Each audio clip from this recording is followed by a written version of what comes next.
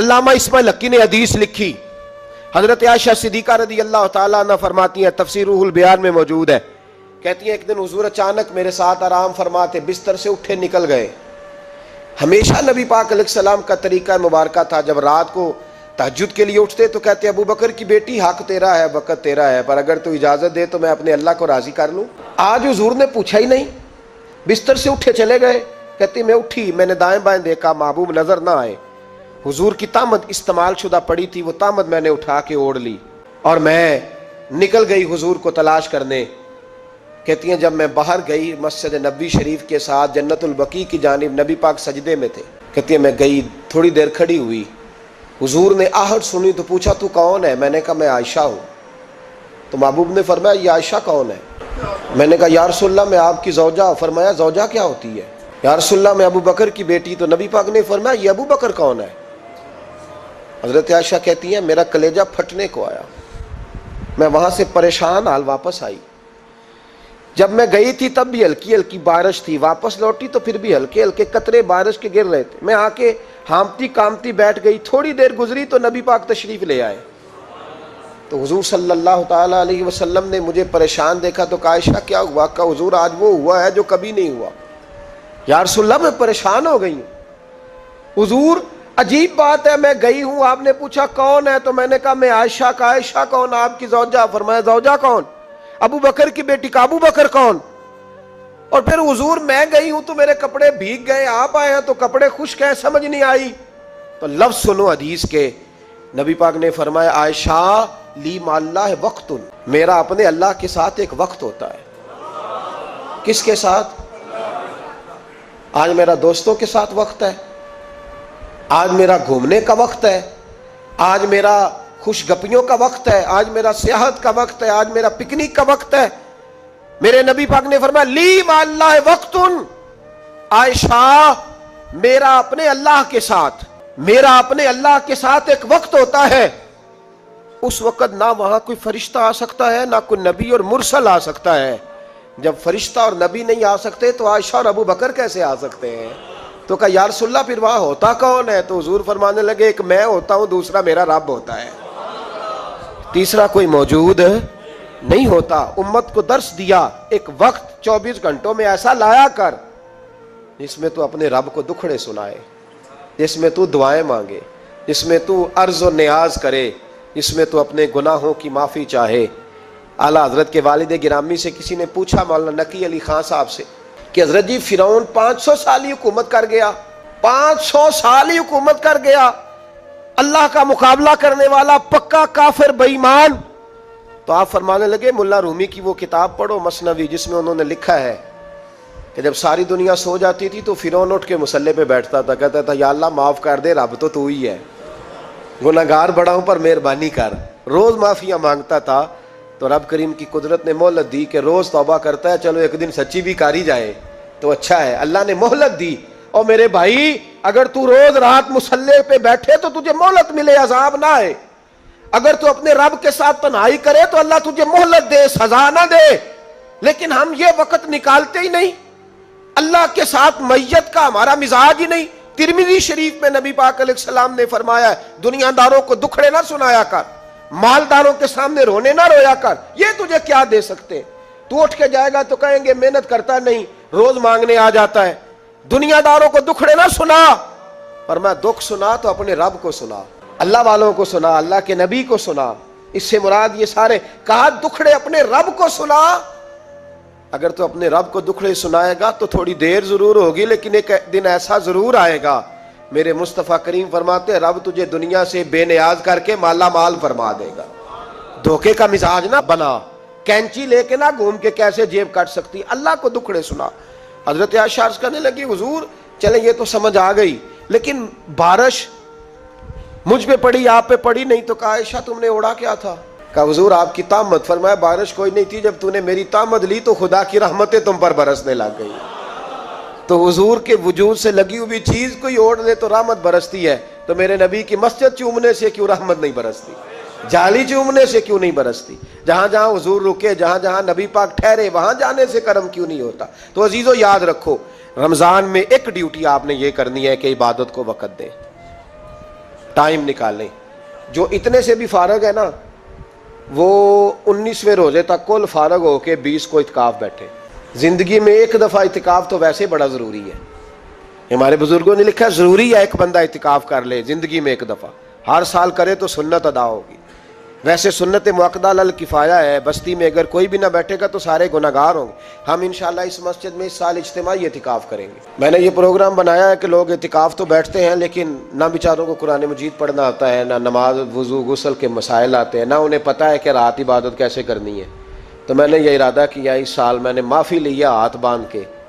میں نے کہا یار سارا سال میں پورے ملک میں گھومتا ہوں, اس سال رمضان میں میرا ارادہ ہے میں صرف اپنے شہر میں رہوں, میں کہیں نہ جاؤں, تاکہ جو جہاں سے بھی چل کے آئے اسے فون نہ کرنا پڑے, میں اسے مل جاؤں ویسے ہی. تو میں انشاءاللہ تعالیٰ یہیں رہوں گا اور رمضان کی 10 راتیں میں اپنے اعتکاف والوں کے ساتھ گزاروں گا انشاءاللہ تعالیٰ. یہاں آپ لوگ آئیں, جو سنجیدہ قسم کے لوگ ہیں ان کو ساتھ لائیں, وہ یہاں آ کے اعتکاف کریں. لنگر شریف بھی ہم دیں گے جو ہماری توفیق ہوگی, اور انشاءاللہ دونوں وقت دیں گے اپنی توفیق کے مطابق. اور یہ کوئی صدقہ زکوٰۃ خیرات سے نہیں ہوگا, یہ آپ ہمارے مہمان ہوں گے تو یہ مہمان نوازی ہوگی انشاءاللہ تعالیٰ. تو یہ اپیل آخر میں اعلان کرنا تھا پر چلو بات آ گئی تو میں نے شروع میں ہی کر دیا. یہاں ہم مقدور بھر کوشش کریں گے آپ کے لیے اجتماعی اعتکاف کا بندوبست. ہمارے جو دیگر طلباء علماء ہوں گے وہ بھی آپ کے ساتھ وقت گزاریں گے, وضو غسل نماز کی چیزیں سکھائیں گے, آپ کو قرآن مجید پڑھنا پڑھانا سکھائیں گے. 10 دنوں میں جو ممکن ہو سکے گا ہم انشاءاللہ تعالیٰ کریں گے. تو اعتکاف میں وقت دیں. دوسرا کام آپ نے یہ کرنا ہے رمضان شریف میں کہ قرآن پاک زیادہ سے زیادہ پڑھنا ہے. پڑھیں گے انشاءاللہ. اگر آپ ناراض نہ ہوں تو ہم نے قرآن مجید پڑھنا بالکل ہی چھوڑ دیا. قرآن پاک کھلتا ہی نہیں, توجہ ہی نہیں, مزاج ہی نہیں. سارا دن بیت جاتا ہے, قرآن مجید نہیں کھلتا, قرآن مجید نہیں پڑھا جاتا. ایک شخص مجھ سے ملنا چاہ رہے تھے مسجد نبوی شریف میں حاضر تھا, تو وہ ایک دفعہ آئے گزر گئے, میں قرآن شریف پڑھ رہا تھا, پھر آئے تو گزر گئے قرآن شریف, تیسری دفعہ پھر آئے تو کہنے لگے آپ نے کتنا کو پڑھنا ہے. میں نے ان سے کہا کہ مہربانی کرو مجھے دعا دو کہ اللہ مجھے پڑھتا ہی رکھے.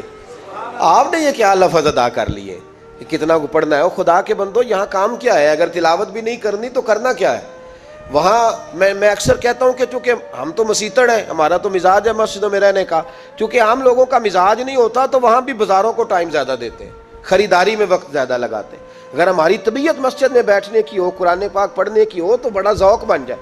قرآن مجید امام اعظم ابو حنیفہ امام اعظم رمضان شریف کے اندر 61 قرآن مجید پڑھا کرتے تھے. کتنے؟ 60 اور 1 61. ایک قرآن شریف دن میں پڑھتے, ایک رات کو پڑھتے, پورے دن میں قرآن مجید ختم کرتے, ایک رات کو. اور آپ فرماتے ہیں 61واں قرآن مجید وہ تھا جو میں تراویحوں میں سنا کرتا تھا. 61 قرآن پاک آپ ہر رمضان میں پڑھا کرتے تھے. میری آپ سے گزارش ہے ایک سپارہ مسجد میں پڑھے رمضان میں, ایک سپارہ گھر میں پڑھیں. مسجد میں پڑھیں گے تو مسجد کا حق ادا ہوگا, اور گھر میں قرآن پاک کھول کے بیٹھیں گے تو بچے بھی آ کے پاس بیٹھ جائیں گے, چھوٹے چھوٹے بچے. یہ کبھی تجربہ کرنا, یہ بخشش کا ذریعہ ہے. جب آپ بچوں کی ماں سویرے سویرے بڑا اچھا دوپٹہ لے کے اور مصلی بچھا کے اور قرآن مجید کی ریل رکھ کے اور پھر اس کو خوشبو لگا کے جب کھولتی ہے نا تو اس کی جو 2-2.5 سال کی بچی ہوتی ہے وہ بھی کہیں سے دوپٹہ ڈھونڈنے لگ جاتی ہے, وہ بھی دوپٹہ لے کے آتی ہے, وہ دائیں بیٹھتی ہے. اس کا جو 4 سال کا بچہ ہوتا ہے نا, اگر ابا بیٹھا ہے وہ 4 سال کا بچہ بھی کہیں سے ٹوپی ڈھونڈ کے لاتا ہے, اسے پڑھنا نہیں آتا لیکن وہ بھی آ کے نا سپارہ لے کے بیٹھ جاتا ہے. میں نے دیکھا ہے بچے تھوڑا تھوڑا ہلنے لگتے ہیں. قسم اللہ کی عزت کی, مجھے ایسے لگتا ہے کہ جب بیٹیوں کے بیچ ماں بیٹھ کے قرآن پڑھتی ہے اور جب بیٹوں کے بیچ باپ بیٹھ کے قرآن پڑھتا ہے تو مجھے لگتا ہے خدا کے فرشتے بھی آسمان کے دروازے کھول کھول کے دیکھتے ہیں, کھول کھول کے دروازے دیکھتے ہیں کہ یہ کس طرح کا رنگ ہے کہ چھوٹا سا بچہ توتلی زبان. مجھے وہ حدیث پڑھ لینے دو جو امام جلال الدین سیوطی نے روایت لکھی ہے. فرمایا حضرت عیسیٰ علیہ السلام میں قبر کے پاس سے گزرے تو عذاب ہو رہا تھا, چند گھنٹوں کے بعد گزرے تو وہیں رحمتوں کا نزول ہو رہا تھا. حضرت عیسیٰ عرض کرنے لگے مولا میری مجال نہیں میں پوچھوں, چند گھنٹے پہلے یہاں عذاب تھا اب یہیں کرم ہو رہا ہے. اللہ اب اس نے کوئی نیک عمل کیا تو ہے نہیں, قبر میں تو عمل ختم ہو جاتا ہے, اتنا کرم کیسے؟ تو رب کریم نے فرمایا موسیٰ بندہ بڑا گناہگار تھا, پاپی تھا, سزا کا حقدار تھا, پر جب انتقال اس کا ہوا تو بیوی اس سے پہلے حاملہ تھی, اس کے انتقال کے 2-4 مہینے بعد بچہ پیدا ہوا, پھر اس بیوی نے بچہ پالا آج 4.5 سال کا بچہ مکتب گیا ہے، استاد نے بسم اللہ شریف پڑھائی ہے، اس کے بچے نے توتلی زبان پہ کہا بسم اللہ الرحمن الرحیم، تو مجھے حیا آئی ہے کہ اس بیچارے کو ابھی لفظ نہیں ادا کرنے آتے، زمین پر بیٹھ کر یہ توتلی زبان سے مجھے رحمان اور رحیم کہے اور میں اس کے باپ کو سزا دوں۔ بس بچے نے ایک دفعہ بسم اللہ پڑھی ہے، میں نے باپ کے سارے گناہ معاف فرما دیے۔ مہربانی کرو، ایک سپارہ گھر میں، ایک سپارہ مسجد میں، یہ ضرور آپ نے روٹین بنانی ہے۔ مسجد میں پڑھیں گے تو مسجد کا حق ادا ہوگا، گھر میں پڑھیں گے تو بچے بھی پڑھیں گے۔ اور تیسرا سپارہ وہ ہے جو آپ نے تراویح میں سننا ہے۔ تو کتنے سپارے ہو گئے ایک دن میں؟ 3۔ تو رمضان میں کل کتنے ہو گئے؟ 3 قرآن پاک۔ کتنے قرآن پاک جی؟ 3 قرآن مجید، ایک سپارہ دن میں، ایک رات میں، تو آپ کا 10 دن کے اندر انشاءاللہ قرآن پاک ختم ہو جائے گا۔ کریں گے انشاءاللہ تعالی؟ یہ ذہن بنائیں، یہ ذوق پیدا کریں، اور قرآن پاک کا ایک حرف پڑھیں تو اللہ 10 نیکیاں دیتا ہے، اور رمضان شریف میں 70 گنا بڑھ جاتی ہیں۔ تو اب ذرا ضرب دے لو، بات کہاں جائے گی؟ تو رمضان المبارک میں قرآن پاک سے، میں نے کہا کوئی اخبار نہ دیکھو، کچھ نہ دیکھو، سارا دن بس قرآن پاک دیکھو، سارا دن قرآن مجید پڑھیں، قرآن پاک سے دل لگائیں۔ حضرت عبداللہ ابن مسعود رضی اللہ تعالیٰ عنہ فرماتے ہیں نبی پاک صلی اللہ علیہ وسلم نے مجھے بلا کے کہا مجھے قرآن پاک تو سنا۔ میں نے کہا یا رسول اللہ آپ پہ نازل ہوا ہے، میں آپ کو سناؤں؟ تو فرمایا میرا دل کر رہا ہے میں تجھ سے سنوں۔ حضور کو زیادہ آتا تھا نا، تو کبھی کبھی آپ سمجھ لیں کہ آپ کو زیادہ آتا ہے، لیکن پھر بھی سامنے والے، میں اکثر کہتا ہوں مدرسے کے طلباء سے، میں کہتا ہوں آپ قاری اور حافظ تو ہو گئے ہو، پر کبھی کسی اور سے بھی سنا کرو، کہا کرو سناؤ یار 2 آیتیں، دل کر رہا ہے۔ حضرت ابی بن کعب رضی اللہ تعالیٰ عنہ کہتے ہیں نبی پاک تشریف لائے تو مجھے کہنے لگے ابی ادھر آ، میں تجھے قرآن پاک سناؤں۔ میں نے کہا یا رسول اللہ مجھے فرمایا مجھے اللہ نے حکم دیا ہے کہ میں تمہیں سناؤں۔ حضرت ابی رو کے کہنے لگے یا رسول اللہ رب کریم نے میرا نام لیا ہے؟ میں کہاں وہ کہاں؟ فرمایا ہاں تیرا نام لیا ہے۔ رونے لگے، کہنے لگے حضور پھر تو میں بڑا خوش نصیب ہوں، سنائیے میں سنتا ہوں۔ تو حضور سننا بھی حضور کی سنت ہے، سنانا بھی نبی پاک کی سنت ہے۔ قرآن مجید کو سنیں۔ اور پھر یار دکھ کی بات ہے نا کہ پاسپورٹ کے دفتر تو میں 2.5 گھنٹے کھڑا رہوں، شناختی کارڈ کے لیے میں 1.25 گھنٹہ کھڑا رہوں، اور میں پہلی دفعہ سعودی عرب جاؤں تو امیگریشن کے لیے 2.5 گھنٹے بھی مجھے لائن میں لگنا پڑے تو میں لگا رہوں، دنیا داری کے لیے تو میں اتنا کھڑا رہوں، اور تراویح کے لیے مجھے 1 گھنٹہ نہ کھڑا ہوا جائے اور میں بہانے کرتا پھروں، تو پھر یاد رکھو وہ حضرت سیدہ اسماء کہا کرتی تھی نبی پاک نے مجھے کہا تھا اسماء اللہ کے راستے میں گن گن کے نہ دینا ورنہ وہ بھی تجھے گن گن کے دے گا۔ جب ہم رب کریم کو وقت اس طرح دیتے ہیں کہ دنیا داری کے لیے تو ساری ہمارے پاس ہمتیں موجود ہیں، اور تراویح کا وقت آیا تو بہانے ڈھونڈنے لگ گیا، تراویح کا وقت آیا تو وہ جو ہے اس نے شروع کر دی بات کہ جناب میرے فلان جگہ تکلیف ہے اور مجھے بلڈ پریشر ہو جاتا ہے تو پسینہ بڑا آتا ہے، تو اب تو آسانیاں ہی بڑی ہیں۔ صحابہ کہتے جب ہم مسجد نبوی میں نماز پڑھنے جاتے تھے بارش ہوتی تھی تو مسجد میں پانی کھڑا ہوتا تھا، کیچڑ کھڑا بن جاتا تھا، تو ہم اپنی جھولیوں میں خشک مٹی ڈال کے لے جاتے، اپنی اپنی جگہ بچھا لیتے مٹی، اور پھر ہم نماز پڑھتے تو ہمارے پیشانیوں پر بھی مٹی لگ جاتی۔ تو ایک صحابی جھاڑ رہے تھے تو نبی پاک نے فرمایا نہ جھاڑ، جب تک چہرے پہ رہے گی فرشتے درود بھیجتے رہیں گے۔ اب تو ایسی لگے ہوئے مسجد میں، پھر بھی تو تراویح نہیں پڑھتا۔ تو ایک تو عبادت کو ٹائم دیں، دوسرا قرآن مجید زیادہ سے زیادہ پڑھیں، رمضان میں زیادہ سے زیادہ پڑھیں، مسجدوں میں ٹائم دیں۔ مجھے دکھ ہوتا ہے جب رمضان میں بھی نماز کے بعد مسجد کو تالا لگتا ہے۔ اگر ہم سارے آئیں مسجدوں میں، ہم رمضان شریف کے اندر وقت دیں، جس کے پاس ٹائم ہو وہ آ کے بیٹھ جائے قرآن مجید کھول لے، تو میرا خیال ہے کہ مسجدیں بھی ہمیں دعا دیں گی کہ دیکھو ہر وقت انہوں نے میرے اندر تلاوت کی۔ ایک اور بات بھی عرض کرنی ہے، یہ مجھے کہا گیا ہے، میری اپنی طرف سے نہیں، یہ مجھے رکا دیا گیا ہے، کہہ دوں پکے نمازی ناراض تو نہیں ہو جائیں گے؟ جو پکے نمازی ہیں مسجدوں کے وہ میرے ساتھ وعدہ کریں ناراض تو نہیں ہو جائیں گے؟ نہیں تسی نہیں بول دے تساں ہو جانا، پکے بول دے نہیں پے، پکے کور دے نے پے، پکے نمازی، یہ پکے نمازیوں سے بات، ناراض تو نہیں ہو جائیں گے؟ یہ بول کے بتائیں انشاءاللہ کہیں۔ کچے نمازیوں کو شکوہ ہے کہ پکے نمازی رمضان میں ہمیں گھورتے ہیں، رکھے دیے مجھے انہوں نے، کہتے ہیں پکے نمازی، کہنے فصلی بٹیرے آ گئے نے۔ یہ زیادتی ہے، یہ ظلم ہے۔ آپ پکے نمازی ہیں تو مہربانی کریں، آپ وہ جو آپ نے صاف لاٹ کرائی ہے نا اپنے نام پکی کہ ایتھے میں بھینا روز تو کتوں آ گیا، یہ چھوڑ دیں آپ، مہربانی کریں، یہ اللہ کا گھر ہے، یہ کسی کے نام رجسٹری ہو سکتی، جو آیا ہے نا بیچارہ چلو کبھی کبھی صحیح، مہربانی کریں اس کو ٹائم دیں، بیٹھنے دیں، کچھ نہیں ہونے لگا۔ اور جب وہ آئے نا تو دعا کریں، جب اس کو دیکھیں تو کہ یا اللہ یہ آیا ہے تو ہمیشہ آتا ہی رہے، اس کو دعا دیں۔ میرے بچے شکوہ کرتے ہیں، کہتے ہیں پکے نمازی سانس نہیں لینے دیتے مسجد میں۔ اور ایک بات اور، یہ حضرت علی کا قول ہے، اس کو دل کی تختی پہ لکھ لینا، دل کی تختی پہ، شیر خدا کی شیروں جیسی باتیں۔ حضرت مولا علی شیر خدا فرمایا کرتے تھے وہ نیکی کرنے والا اچھا نہیں جو نیکی کر کے اکڑ جاتا ہے اور دوسروں کو گناہگار سمجھتا ہے، وہ نیکوکار اچھا نہیں۔ فرمایا کرتے تھے اس سے وہ گناہگار اچھا ہے جو گناہ کر کے کم از کم شرمندہ تو ہوتا ہے نا۔ فرماتے ہیں جو گناہ کر کے شرمندہ ہو وہ زیادہ اچھا ہے اس سے جو نیکی کر کے اکڑ جائے۔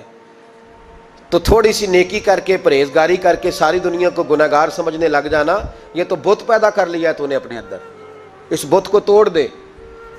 پتہ نہیں کون کب آئے اور اللہ کا ولی بن جائے، کوئی آیا لے کے چلا گیا، کوئی عمر بھر بھی نہ پا سکا۔ میرے مولا تجھ سے گلا نہیں، یہ تو اپنا اپنا نصیب ہے۔ تو مہربانی کریں پکے نمازی، تھوڑی شفقت کریں۔ یہ میں سب سے نہیں کہہ رہا، جو گھورتے ہیں صرف ان سے کہہ رہا ہوں۔ کچھ پکے نمازی ہیں تو الحمدللہ دل کے بھی بڑے پکے ہیں، سوچ کے بھی بڑے پکے ہیں، اچھے ہیں، خوبصورت لوگ۔ لیکن کچھ ایسے لوگ ہیں، ہمارے شہر کے ایک ڈاکٹر صاحب ہیں، میں نے کہا آپ نماز مسجد میں پڑھا کریں، ان کی عمر کافی زیادہ ہو گئی ہے، تو کہتے ہیں حضرت میں پڑھوں گا انشاءاللہ۔ ان کو میں نے دوائی لینے گیا تو وہاں بھی میں نے بات شروع کر دی، میں نے کہا آپ مہربانی کریں، کہتے میں آؤں گا۔ کچھ دنوں کے بعد میں نے اس مسجد میں نماز پڑھی اور خاص کر کے پڑھی کہ یہ ٹائم ہے۔ میں نے فون کیا کہ ڈاکٹر صاحب آپ نظر نہیں آئے، تو کہتے ہیں سب ناراض نہ ہو جان۔ نمازی مجھے کہتے تھے خیر ہے ڈاکٹر صاحب، کہیں غلط جگہ تبادلہ تو نہیں ہو گیا، کوئی مصیبت تو نہیں آ گئی؟ تو کہتا ہے مجھے شرم سی آتی ہے کہ نمازی اس طرح، ویسے بھی میں گیا نہیں، 60 سال عمر ہو گئی، تو اب نمازی تو یہ آپ کیا کر رہے ہیں؟ ہم کوئی اللہ کی رحمت کے منشی ہیں کہ ہم سے پوچھ کے وہ دے گا جس کو دے گا؟ کیا کرتے ہو؟ او بھائی، حضرت باجدید بستامی رحمت اللہ تعالی علیہ جیسے لوگ کہا کرتے تھے جنہوں نے ساری زندگی جھوٹ نہیں بولا، حرام نہیں کھایا، فرماتے تھے الفن کہتا ہوں، بالغ ہونے کے بعد نماز قضا نہیں کی، لیکن پھر بھی کہا کرتے تھے دعا مانگو میرا رب مجھ سے حساب نہ پوچھ لے۔ حساب والا نہیں ہوں میں، درگزر والا ہوں۔ عدل کریں تے تھر تھر کمبن اچیاں شانہ والے، یہ تو فضل کریں تے بخشے جاون میرے جے منہ کالے۔ تو مہربانی کریں، آگے چلیں۔ رمضان شریف میں سخاوت کرنی ہے۔ حضرت انس بن مالک رضی اللہ تعالیٰ عنہ فرماتے ہیں جس طرح تیز آندھی چلتی ہے، ذرا مثال دیکھیں صحابی کی کتنی خوبصورت، فرماتے ہیں جس طرح تیز آندھی چلتی ہے نا، اس طرح رمضان میں میرے نبی کی سخاوت چلا کر۔